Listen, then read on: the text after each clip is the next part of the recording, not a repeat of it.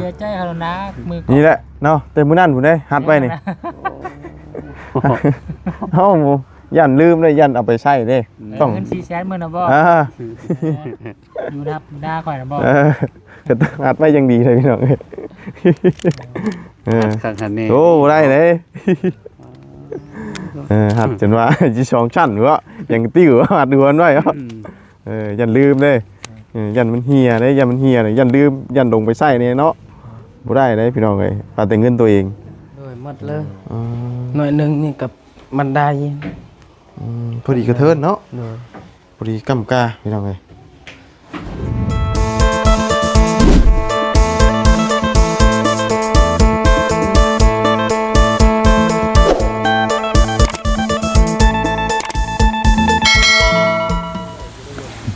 ยังไงเราหายบ่หายมีให้นะเราคือก้มจ้ะโอ้ยเนาะใส่ชุดใหม่มาเที่ยวชุดใหม่เตรียมได้เนาะเตรียมขึ้นเฮือนใหม่เตรียมขึ้นเฮือนได้พี่น้องเลยอีกบ่กี่มื้อนี่แหละเนาะปีหน้าเนาะปีนี้บ่ได้ขึ้นดอกพี่น้องเพราะปีหน้านี่มันเป็นปีใหม่เนาะเพราะว่าปีนี้ก็มันอันนี้แล้วพี่น้องเลยมันเป็นปลายปีเนาะเพราะว่าปีหน้านี่มันอีหยังมันก็สิได้ง่ายคือตอนนี้มันทางเฮามันก็สิกลับบ้านกับซ้องเนาะแม่นมาโยนความกลัวอยู่ความกลัวพี่น้องเลยเนาะปีใหม่ปีเมืองเอาพี่น้องเอ้ยสบายดีเด้อเนาะพี่น้องเอ้ยเนาะก็พอดีว่าเมื่อวานนี่เนาะเราเพิ่งได้ถามทั้งพ่อเรานี่พี่น้องเอ้ยเรื่องว่าสิขยายที่ให้ไอ้เจืองนะพอดีมีทั้งเมียใจดีเพิ่นจะขยายให้เฉพาะข้างหน้าเนาะเจ้าว่านี่เลยคำว่าเพิ่นขายเพิ่นสิให้จักเม็ดเพิ่นสิซื้อขายที่บ่เจ้าของที่เก่านี่แม่นนี่เด้ที่อันนี้เลยสิขายน้องเกียงนี่บ่ได้ว่าเราบ่ได้ว่าสิขายคือเมียใจดีนะเพิ่นจะขยายออกให้ดีอยากขอนำเจ้าของดินนี่แม่นขยายปันอีกแน่เนาะแล้วเมื่อวานนี้เคยถามแล้วว่าราคา10,000 บาทหรือว่า6ล้านปลายนี่ขยายได้ประมาณใดแล้วก็สิแบ่งให้ได้อยู่บ่คือของน้องเกียงซื้อได้เท่าไหร่ก็ตอนนั้นบ่10ล้านบ่10เท่าไหร่ก็10ลืมแล้วเนาะก็ลืมเลยมันผ่านมาหลายเดือนเต็มเลยเนาะบ่ได้บ่ซำความยาวนี่สำคัญความต้นเก้าความยาวเนาะเอาเฉพาะด้านนี้นะนี่มุมนี้มานี่สิได้ก็ภายในบ่ฮะก็ภายบ่มันบ่ฮอดพี่น้องถ้าทำก๊กไงนะเนาะประมาณหาคุณหาบ่ถือคนบ่เนาะหาคุณหาบ่แม่นเอาเฉพาะด้านเดียวนี่เลยเอาเฉพาะข้างหน้ามานี่บ่ได้ว่าเพิ่นสิให้ได้จักเม็ดสินะย้ำมาแบบนี้เนาะแม่น3เม็ดหรือว่า4เม็ดสินะจะว่าคือว่าได้บ่3เม็ด4เม็ด4เม็ดนี่จะคือบ่ได้นะ3เม็ดคืออยู่ประมาณนึง5เม็ดบ่ก็จังก็เราถามเบิ่งเกี่ยวกับไฮไลท์คือว่าก็ฟังเบิ่งเพราะว่าเฮาก็เว้าบ่ได้เนาะบ่ฮู้ว่ามีแต่ว่าเบิ่งเพราะว่าเราก็ยังบ่ฮู้ว่าขายบ่ดอกก็ถามแล้วเมื่อกี้นี่เราบ่ฟ้าวไปพี่น้องเราฟ้าวไปเวียกจักสิแม่นไปงานดองบ่จักแต่งโตนั่นเดี๋ยวไปเวียกก่อนล่ะว่าเดี๋ยวแต่ว่าได้อยู่แล้วว่าแต่ว่าบ่ฮู้ว่าได้แบบใดเนี่ยถามเข้ามาตกลงก็สิได้ให้แม่เพิ่นฝากเงินมาหั่นนะเพราะว่าเพิ่นตื่นเนาะว่าเพิ่นว่าเห็นข้างหน้ามันแคบเอาเนาะก็มีแต่ถามเบิ่งกันแหละได้บ่ได้กันเนาะโอ้สร้างเพิ่นก็บ่ได้มาอีกเนาะมื้อนี้เนาะทางไปคนอื่นกันที่ช่วงนี้งานดองหลายช่วงนี้งานดองหลายบ่ค่อยว่าสิมาจ่ายค่าสร้างกันนะถือเงินเพิ่นไว้หึงน่ะมันบ่อยากถือปานใดเด้เนาะเงินหมู่เนาะเงินหมู่นี่บ่มียามใดมีแต่อันว่าเอาไปหมุนใส่เลยพี่น้องเอ้ยบ่ได้ก็เป็นนี้บ่มีแล้วก็หมุนใส่แล้วก็เป็นนี้หั่นนะสิ้นเดือนมาแล้วกดเงินใส่ จะถึงน้องบ่ เพราะว่าหมุนก่อนเด้หมุนนี่แหละพี่น้องค่าน้ำมูกน้ำมันค่าห้องค่าอยู่ค่ากินนี่แหละแต่ก็บ่ได้ว่าเอาเลยหรอกเอาหมุน ยืมเนาะ ยืมก่อนบ่ได้ก็ยืมทุนต่ออีกเอาหมุนไปหมุนมานะ ได้แล้วก็ได้จากจ่ายเป็นวิทย์นี่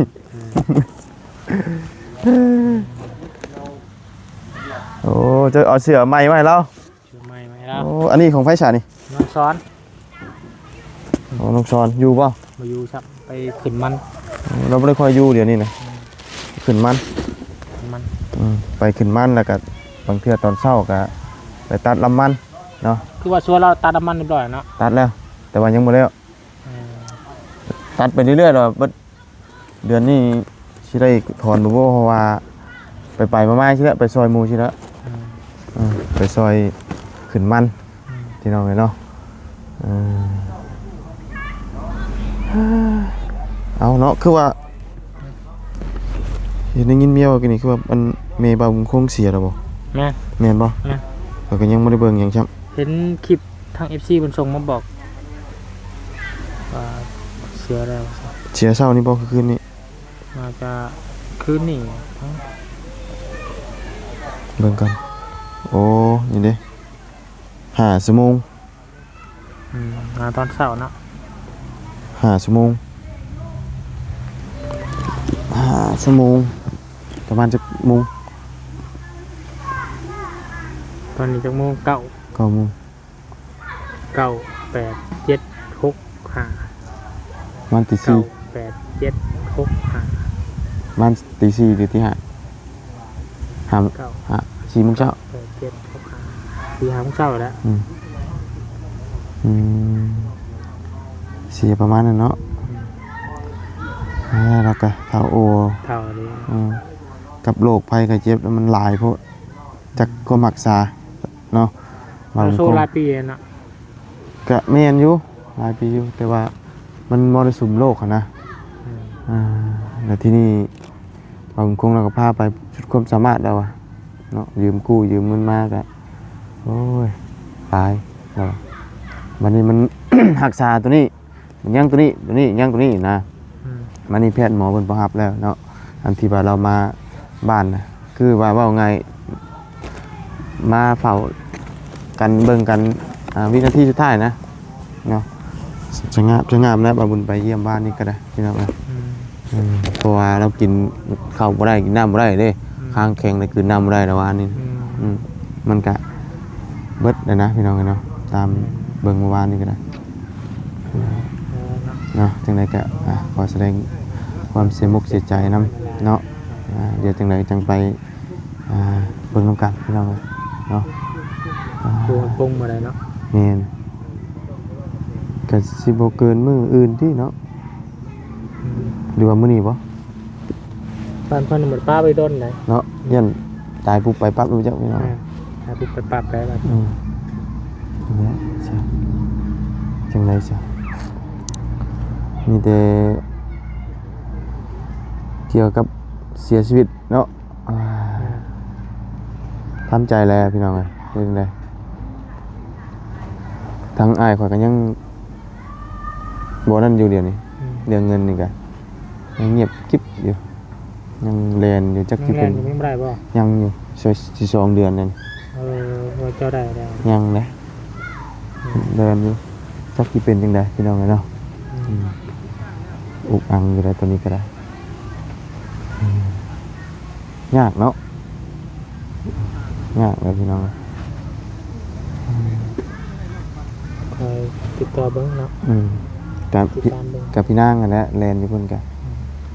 เราแลนเพราะว่าช่วงบางนึงก็เอาสัมมโนครัวไปแปลให้มันเป็นภาษาไทยนะแปลคือว่าตัวนึงก็แปลได้ตัวนึงยังแปลบ่ได้มันบ่ชัดขึ้นว่าว่าสัมมโน มันถึงได้ไปซะเดียวจังได๋ค่อยไปหาทั้งอาเจียงก่อนเด้อได้ๆโอ้ให้กูผู้ใหญ่บ้านเนาะโอ้คักกะดีอันนี้ใส่สีชมพูชับเนาะเจ้าก็หาชื่อชุดไม่เล่ากับพวกดอกอันนี้ชื่อแล้วผูกโบใช่เนาะผูกโบใส่อันนี้ได้ไปงานแต่งเด้ ใส่ชูดเข้าไปบาดนี่เนาะ ป้าเดียงใดก็เข้าไปหาเจียงก่อนพี่น้องเลยเนาะเป็นไรมื้อนี้บ่ไปแก้กล้วยแก้หยังบ่พี่น้องเลยเนาะไปเดี๋ยวจังไดพุ่นน่ะวิทย์งานดองพุ่นน่ะสร้างเพิ่นจังสิมาดำเนินการใส่บานประตูแล้วเฮาก็จังสิได้จ่ายค่าสร้างเนาะสิได้จบสิได้สิ้นพี่น้องเลย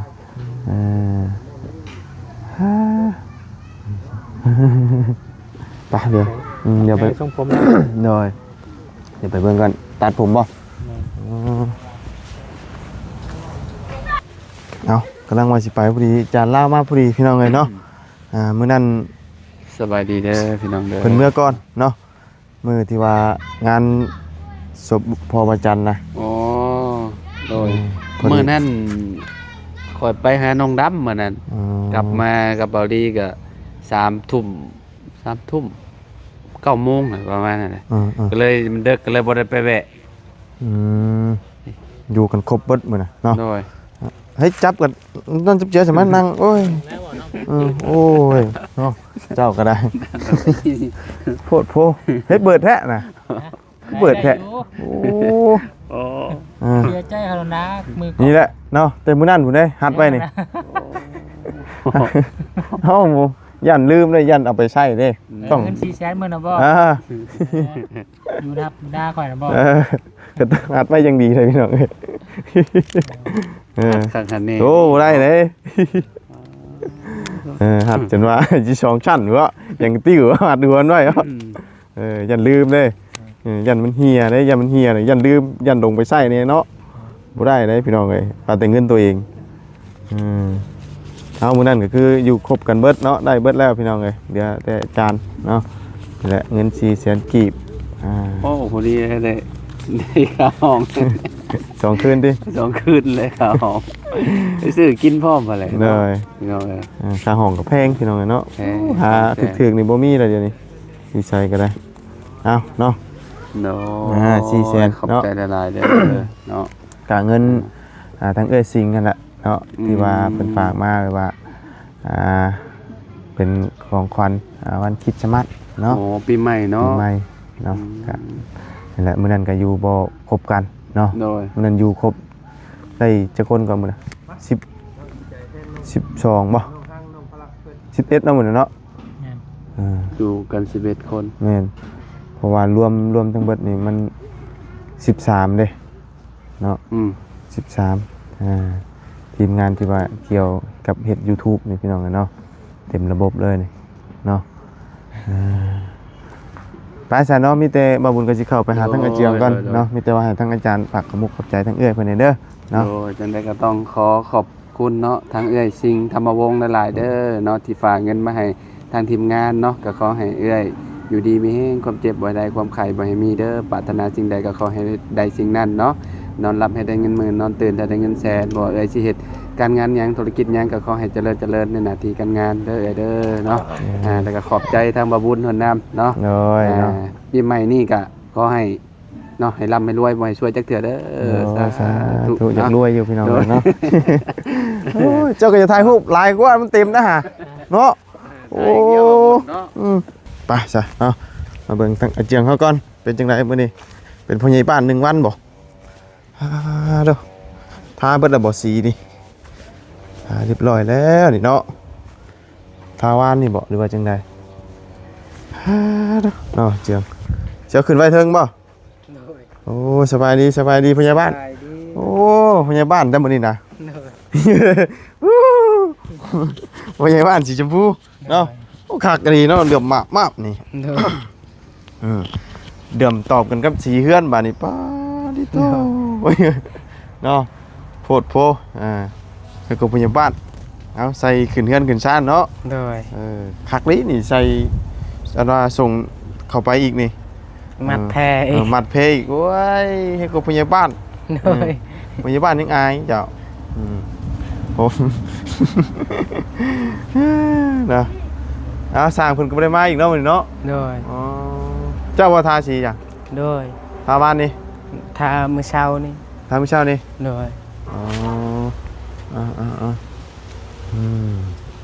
งามอันนี้ทาข้างหน้าข้างหลังทาบ่ได้บ่แล้วทาครบไปแล้ว โดย คือยังบ่แล้วจ้ะอันนั้นมันเบิดบ่สีเบิดบ่ โดยมันหมดแล้ว อ๋อเดี๋ยวบ่ทันแล้วจ้ะ โดย บ่มีทางไปมื้อนี้เนาะ โดย ว่านี่ขึ้นกล้วยมือเลย หมดมือเลย เนาะ กล้วย12ตูน น้อย จนเมื่อยขึ้นเว้ย เห็นอยู่พ่อบุญเห็นอยู่เมื่อวานนี่แล่นรถผ่านเอ้าคือเจียงแท้ว่ะอยู่ เนาะ หม่องแถวบ้านสมุนน่ะนะ โดยแม่น เห็นอยู่เมื่อวานนี่ว่าสิ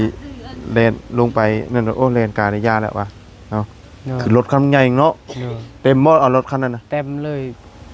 อันนั้นอีกเทิร์นอีก เทิร์นขึ้นไปอีก โดย อื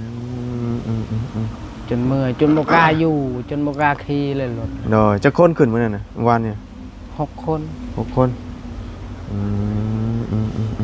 น้อยหลายคนเนาะไปสิเบรกนี่ขึ้นเทิงบ่ติ โดย มันแห้งแล้วบ่จังสิเอาขึ้น แห้งแล้ว ขึ้นไว้เพิ่งพุ่นละมันนั่นเลยกะ โดย มาสร้างเพิ่นก็จวดจาดเลยเนาะ โดย เอาเนาะถือว่ารอแต่สร้างมาดำเนินการ โดย เพราะว่า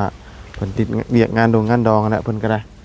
งานดองได้ซ้ํช่วงนี้โอ้ยมีแต่งานดองเลยพี่น้องเอ้ยเสียแต่เงินเนาะเสียแต่เงินแน่ช่วงนี้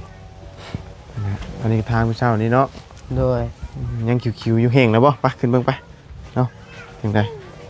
เฮงแล้วบ่เฮงแล้วบ่หรือว่าจังได แห้งแล้ว คิวอยู่เนาะ ตัวนี้หากระทาเมื่อเช้านี่หมด เฮงแล้วเนาะ โดย โอ้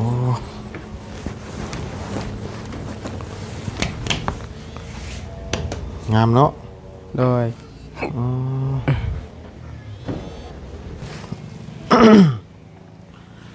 เดี๋ยวคิวพี่น้องขึ้นมาถึงคิวเนาะนี่เฮงมาเลยเหลือมมะยังเหลือหน่อยนึงนี่ดิ โดย อ๋อสีเบิดเลยบ่นี่น่ะ โดยหมดเลยหน่อยหนึงนี่กับบันได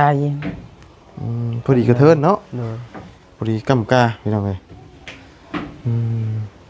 ถ้าแบบมันถ้าโบราณคันทาแบบลายแล้วเบึงนั้นมันตัวนี้ก็ยังบ่ฮอดซ้ำ ทาบ่ได้หนาบ่ไง โดยทาแต่ว่าให้มันเห็นหน่อยนี่ทาไปแล้วทาแล้วเนาะเสานี่ก็ทาบ่นี่นะ โดยทามัน เดือบมะพี่น้องคักเนาะ โดย ติดมือบ่เฮ้ยอันนี้มียังใช่นี่น้ำมันบ่ โดยน้ำมันยานมันแข็งกัน ทินเนอร์ใส่อันนี้ลูกกิ่งทา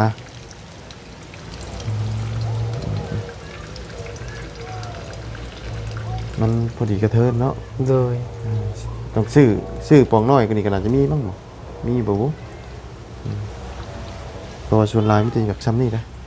ตัวน้อยนี่บ่ค่อยเห็นมีเนาะบ่แล้วครับมนุษย์คักปัญญังพี่น้องทาสีเข้าไปมันมื่นคักคือหยังรูปก็โอ้เกลียงเนาะหมอดนี่บ่มีกิน โดย ทาสีได้เดี๋ยวมะอันนี้ได้เดี่ยมครั้งเนาะตอกลงก่อนมันโผล่เลยเพราะว่าไม้มันดิบ โดย ไม้มันดิบแล้วมันแนวนี้ โดย ต้องขึ้นอยู่แล้วตะปูนี่ไปมานอนเนาะ โดย มานอนจ่อยอุ่นจุ้ยๆได้ยามหนาวนี่ โดย อดใจลอยจังหน่อยเนาะรถไฟเลยมีไฟมาเป็นมาส่งยัง จาก เอาอัน เรื่องทีนึงว่ามันถามเพิ่นได้เมื่อวานนี่ โดย แต่ว่าเราว่าเดี๋ยวจังไดก็สิให้คำตอบเราว่าแต่ว่ามื้อนี้เราพาไปดองมาไปยังบุหมู่เรามาหับแล้วเลยโอเคเดี๋ยวไปก่อนเราว่าสิถามเรา นั่นแหละปรึกษาหมู่ครูก็ว่ามื้อหนึงนี่ประมาณจัก 4-5 เม็ดพี่น้องเนาะจักสิได้หรือบ่ถ้าเราแบ่งให้เนาะ เลย ก็ประมาณ5เม็ดหรือว่า4เม็ดนะข้างหนึงเนาะประมาณนั้นแหละ4เม็ด5เม็ดก็บ่ฮอดกอไผ่ดอกฮอดประมาณนี้แหละประมาณหม่องอันกอไม้ไผ่บ้านนี่เนาะกอนั่นแหละคำสิฮอดนะเบิ่งนำกันพี่น้องถ้ามาเราแบ่งให้หั่นนะเนาะเพราะว่ายังทันได้ตกลงเราก็ได้เราพาไปนั่นถามเราอะไรเมื่อวานนี่เดี๋ยวเราโอเคเดี๋ยวมาหรอวะสมใจไปงานเอาแต่งตัวอย่างเพ่เลยเนาะให้กวยเจืองพี่น้องเลยได้ชุดใหม่ชุดงาม เลย จุดชี้ชมพูพี่น้องเลย เลย เอาวันนี้ก็ชีพักผ่อนเต็มระบบเลยที่มื้อนี้ เลย คือสิบ่ได้ไปซะดอกมื้อนี้ ว่าสิไปหับน้องไปหับน้องเมียเฮา หาวิชา อยู่บ้านเราไป บ่ ให้ไปเอาลูกให้ไปเอาลูกเฮาสิไปให้เอาแหงเขา อ๋อมื้อนี้บ่ เลย อ๋อสิไปรับเราเนี่ยให้มาเอาลูกเจ้า เลย แล้วอันน่ะเจ้าสิไปเอาส่งเฮงเพิ่นเบิด2คนเลย เลย อ๋อบ่ตูนโทรมาเนาะบ่ตูนโทรมาเมื่อกี้เอาว่าสิไปรับน้องสาวแหละ